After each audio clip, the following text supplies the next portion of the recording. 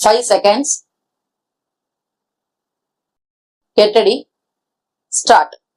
மாண்புமிகு பேரவை தலைவர் அவர்களே, கடந்த 2 ஆண்டு காலமாக மிக மோசமான நிதி நெருக்கடி போன்ற பல கடினமான சூழல்கள் இருந்த போதிலும் மகத்தான சாதனைகளை நம்முடைய அரசு நாட்டுக்கும் நாட்டு மக்களுக்கும் செய்து கொடுத்துள்ளது என்பதை மகிழ்ச்சியுடன் தெரிவித்துக் கொள்கிறேன்.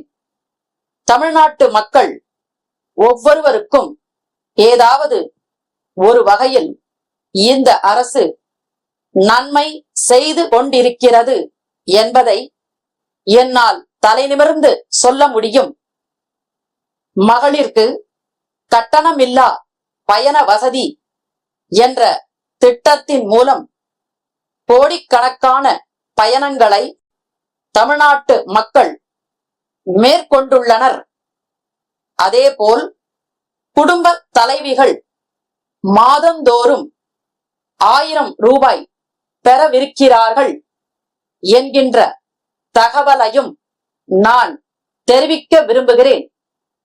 இது தமிழ்நாட்டு மக்களின் அரசாக, கொள்கைகளின் அரசாக விளங்கிக் கொண்டிருக்கிறது என்பதை அறிவிப்பதில் பெருமிதம் கொள்கிறேன்.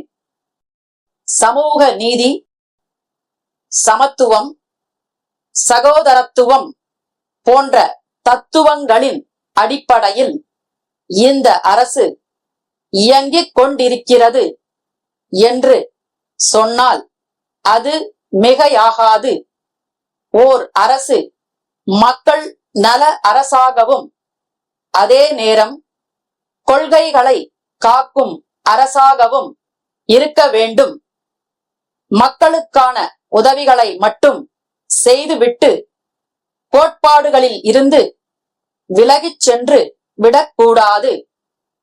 இவை இரண்டையும் முன்னெடுக்கும் ஆட்சியாக நாம் 2 ஆண்டுகளை நிறைவு செய்ய போகிறோம். இந்த அவை பல ஆரோக்கியமான விவாதங்களை கண்டிருக்கிறது. அதை போன்ற விவாதமாகவே உங்கள் அனைவரது உரைகளையும் நான் ஏற்றுக்கொள்கிறேன். ஆதரித்தாலும் எதிர்த்தாலும் மக்களுக்காகத்தான் பேசுகிறீர்கள் என்று எடுத்துக்கொள்பவனாக, ஏற்றுக்கொள்பவனாக நான் இருக்கிறேன். சட்டம் ஒழுங்கை காப்பாற்றி பொது மக்களிடையே அச்ச உணர்வை போக்கி இருக்கிறோம் என்பதை சுட்டிக்காட்ட விரும்புகிறேன். குற்றங்களை தடுப்பதே இந்த அரசின் முக்கிய குறிக்கோளாகும். அந்த வகையில் குற்றவாளிகள் உடனுக்குடன் கண்டுபிடிக்கப்பட்டு தண்டிக்கப்படுவார்கள் என்பதை உறுதியுடன் தெரிவித்துக் கொள்கிறேன்.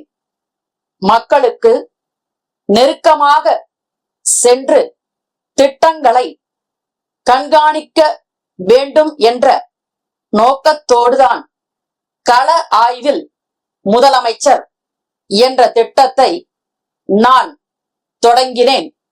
அதன் அடிப்படையில் மாவட்டங்களுக்கே நேரடியாக சென்று தொடர்புடைய அதிகாரிகளை அழைத்து பேசி வருகிறேன் என்கின்ற தகவலை இந்த மாமன்ற உறுப்பினர்களுக்கு சொல்லிக் கொள்வதில் பெருமகிழ்ச்சி அடைகிறேன்.